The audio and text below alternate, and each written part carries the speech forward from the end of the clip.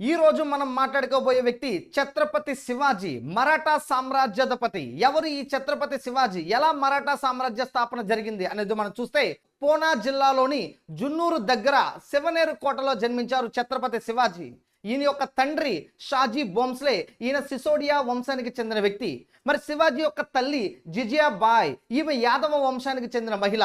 మరి శివాజీ యొక్క తాతగారు మాలోజీ భోంస్లే, ఇతను ఒక సైనికుడిగా ఉండేవారు. యొక్క మరాఠా సామ్రాజ్య స్థాపన మనకి ఏ విధంగా జరిగింది అని చూస్తే, మొదటగా ఈ మరాఠాలందరూ కూడా బహమనీ రాజ్య స్థాపనలో సైనికులుగా పనిచేసేవారు.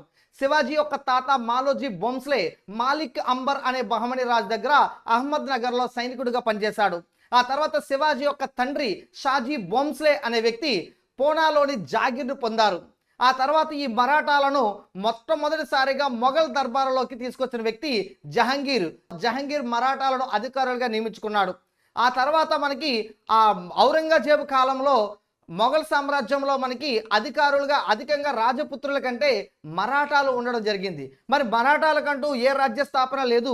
అటువంటి మరాఠాలందరినీ కూడా ఏకం చేసి మరాఠాలకు ప్రత్యేక రాజ్య స్థాపన చేసిన వ్యక్తి ఛత్రపతి శివాజీ.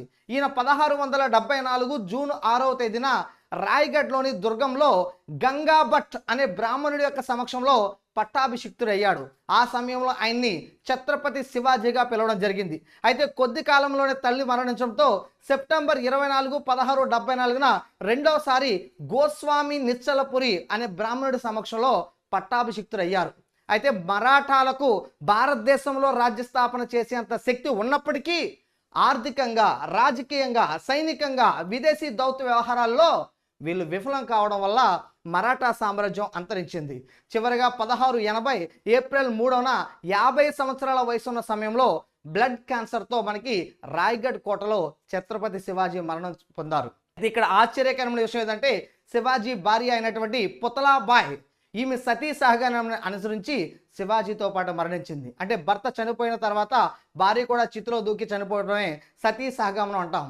మరి ఇటువంటి శివాజీని శకకర్త అని, మహారాజు అని, సింహాసనాధీశ్వర అని, క్షత్రియ కుల వసంత అని, ధర్మపారాయణ అని, హైందవ ధర్మోద్ధారక అని, హిందూ పద పాదుషాహి అని, గోబ్రాహ్మణ ప్రతిపాలక అని పిలుస్తారు.